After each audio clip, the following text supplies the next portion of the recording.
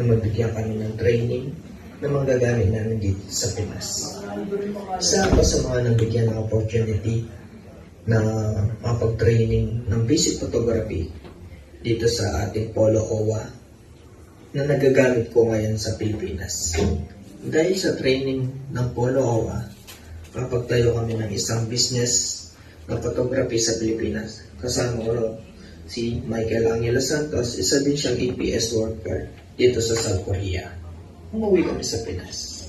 Ito yung naging naisip namin isang business na magagamit namin. Dahil sa binigay nga ng training sa amin ng Polo OWA, napagtayo kami ng photography. Hindi lang siya photography. Isa din siyang photo, video, and then may kasama siyang photo book. Ayan, almost 2 years na yung business namin na Sarangay Chinguya Photography and Photo Book na ongoing pa rin siya. Dahil kahit nakabalik na kami dito sa Korea, may mga nag-ooperate, may mga tinuruan kami, mga kaibigan namin, na para ma-operate yung business namin. Sila ngayon yung mga nagmamanage. Kaya mga ka-EPS dito sa South Korea, inaanyayaan ko kayo pumunta sa mga training na binibigay ng ating Polo OWA dahil ito ay magagamit natin in the future. Kagaya namin, nag-pandemic, wala kaming income, pero dahil yung binigay na opportunity sa amin ng Polo OWA ay nagamit namin.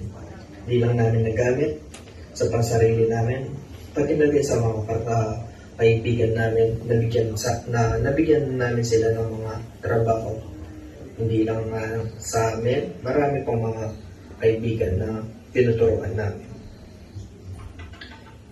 Congratulations sa inyo lahat mga ka-EPS dahil natapos niyo ang training na binigay ng ating Polo. Nagpapasalamat po kami ng maraming salamat sa ating Polo OWA at sa mga bumubuo nitong programa na to. Sana marami pang mga ka-EPS na pumunta sa mga training na binibigay ninyo dahil kagaya namin, naging income namin nung nasa Pilipinas kami at nakapagtayo kami ng unexpected business na gaya ng photography. Kaya maraming salamat po sa bumubuo ng Polo OWA. Maraming salamat po. God bless you.